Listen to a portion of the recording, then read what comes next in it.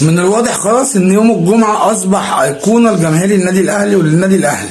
اقول لحضرتك ليه؟ طبعا كلنا عارفين ان الجمعه كان ميعاد القضيه ممكن، وكان ميعاد مباراة 5-3 ما بين النادي الاهلي ونادي الزمالك، وكان برضه ميعاد مباراة السوبر المصري ما بين النادي الاهلي والزمالك الاخيرة واللي كان بطلها النادي الاهلي.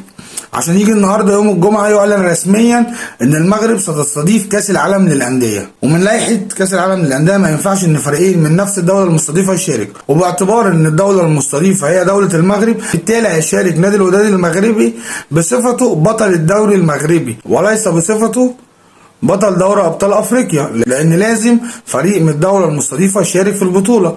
وبما ان نادي الوداد المغربي هو بطل الدوري المغربي وهو بطل دوري ابطال افريقيا، زي ما قلنا هيشارك بصفته بطل الدوري المغربي باعتبار الدوله المستضيفه هي دوله المغرب. نيجي بقى هنا لمشاركه النادي الاهلي، لازم فريق يمثل قاره افريقيا.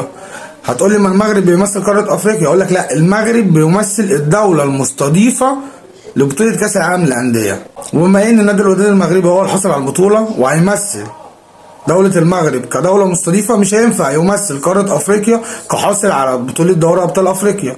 فبالتالي يجي هنا نشوف مين الوصيف، وطبعا كان الوصيف في اخر نسخة لدوري ابطال افريقيا هو كان النادي الاهلي، وبالتالي رسميا يعلن مشاركة النادي الاهلي في كاس العالم للاندية للمرة الثالثة على التوالي والثامنة في تاريخه كاكتر تاني نادي مشاركة في كاس العالم للاندية ب8 مرات بعد اوكلاند سيتي. نتمنى الايام كلها تبقى جمعة.